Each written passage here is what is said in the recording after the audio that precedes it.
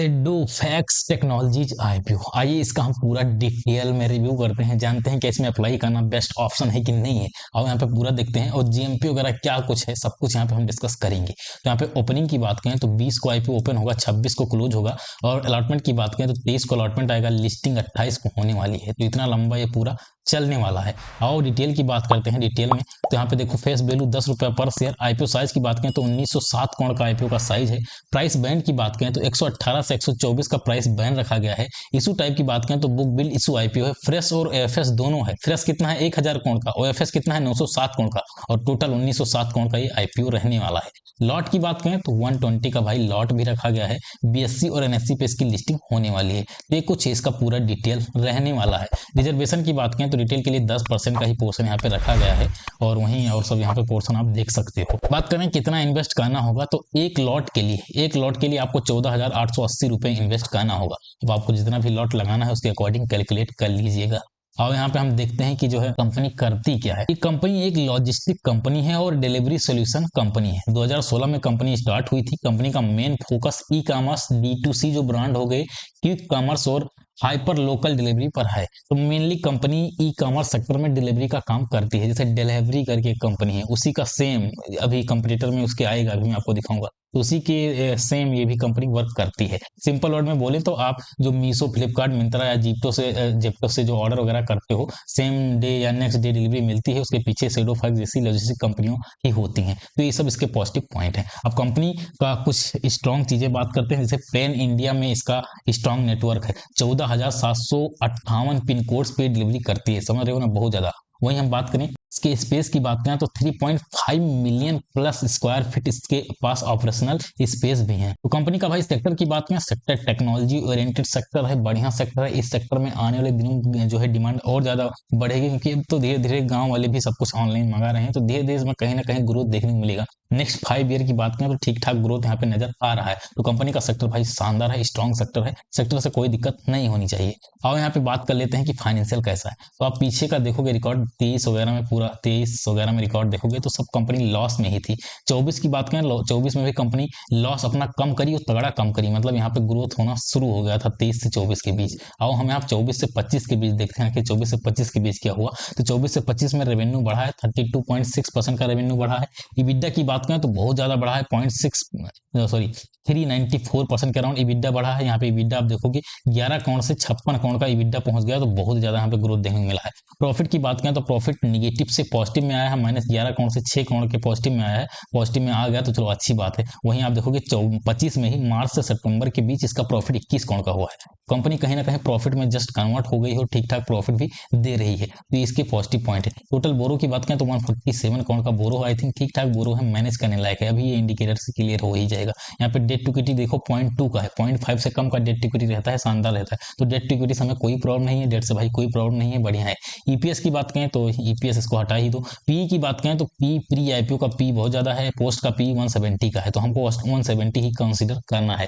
Promoter holding की बात करें तो प्रमोटर होल्डिंग भाई 16% का, पोस्ट आईपीओ आने के बाद प्रमोटर होल्डिंग 16% का रह जाएगा। तो ये इसके नेगेटिव पॉइंट है भाई, ये इसका नेगेटिव पॉइंट है भाई। ये जो है ठीक नहीं है भाई। प्रमोटर होल्डिंग 16% का ही है, ये गड़बड़ बात है। बाकी अभी भी इसका प्रमोटर होल्डिंग ज्यादा नहीं, 19% का ही है। तो ये सब थोड़ा कहीं ना कहीं दिक्कत तो जरूर देने वाला है। रिटर्न ऑन नेटवर्क बहुत कम है भाई, ठीक है। EBITDA मार्जिन भी कम है। और ऑब्जेक्टिव देखते हैं कंपनी कहाँ खर्चा करेगी। तो नेटवर्क इंफ्रास्ट्रक्चर के लिए कंपनी 423 करोड़ खर्चा करेगी। Lease payment for new centre, इसके लिए 138 करोड़ खर्चा करेगी।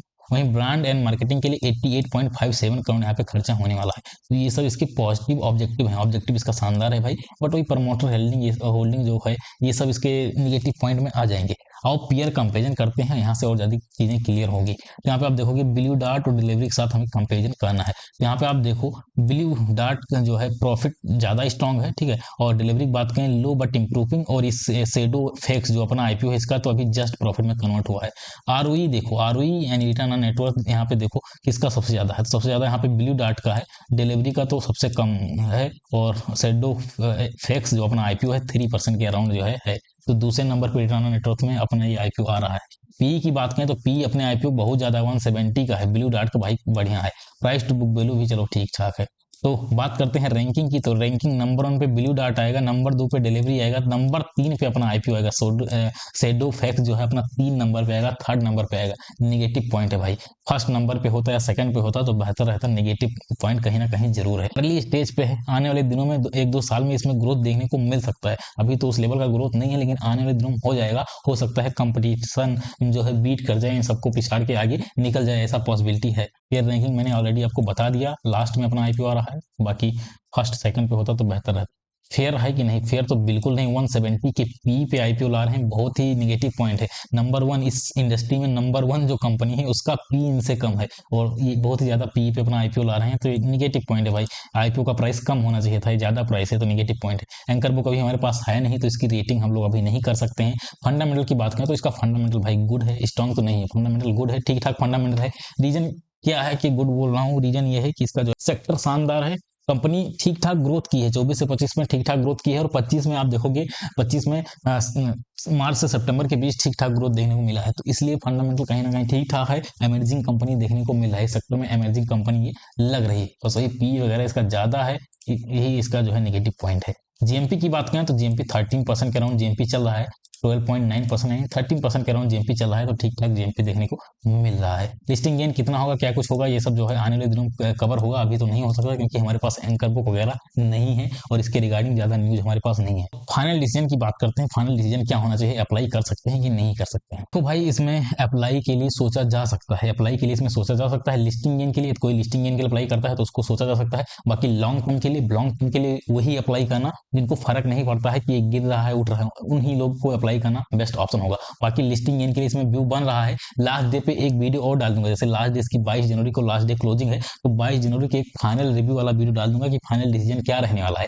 फाइनल डिसीजन में मैं अपना डिसीजन बताऊंगा कि मेरा डिसीजन क्या बन रहा है, क्योंकि उस दिन एंकर बुक वगैरह देखूंगा, उसके अकॉर्डिंग बोलूंगा। तो आप फाइनल डिसीजन का हो सके वेट कर लो, मेरे बारे में जानना है कि मैं क्या करने वाला हूँ, फाइनल डिसीजन का वेट करो। बाकी इतना समझो कि लिस्टिंग के लिए बेस्ट ऑप्शन हो सकता है, लिस्टिंग के लिए बढ़िया ऑप्शन हो सकता है। बाकी लॉन्ग टर्म के में वही अप्लाई करना जिनको जो है रिस्क लेने की कैपेसिटी है, जिसके अंदर रिस्क ले सकते हैं, वही लोग इसमें लॉन्ग टर्म के लिए अप्लाई करना, क्योंकि इसका सेक्टर ठीक ठाक है। एंकर बुक वगैरह आने की संभावना बढ़िया है, गुड एंकर बुक आ सकता है, इसका शानदार 9 या 9 से ऊपर की रेटिंग वाला एंकर बुक आ सकता है। तो आप लोग जो है शॉर्ट टर्म के लिए इसमें होल्ड भी कर सकते हो, रिस्क लेके। वहां पे रिस्की तो रहेगा, रिस्की क्यों रहेगा? पी बहुत ज्यादा है भाई, पी बहुत ज्यादा है, लिस्टिंग के बाद और ज्यादा पी बढ़ जाएगा, तो इसलिए जो है शॉर्ट टर्म के लिए, जैसे मीशो वगैरह में शॉर्ट टर्म में अप गया था, तो इसमें भी शायद पॉसिबिलिटी बन सकती है कि शॉर्ट टर्म में ये भी थोड़ा बहुत ऊपर जा सकता है। बाकी सब कुछ डिस्कशन होगा 22 जनवरी को, पूरा फाइनल रिव्यू वाला डिस्कशन हो जाएगा। बाकी इस वीडियो में मैंने लगभग क्लियर कर दिया है कि लिस्टिंग गेन के लिए ज्यादा चांस बना है, लिस्टिंग गेन के लिए सेफ साइड जिसको चलना है उनको लिस्टिंग गेन के लिए, जिनको थोड़ा बहुत रिस्क लेना है उनके लिए ही लॉन्ग टर्म का ऑप्शन बन रहा है।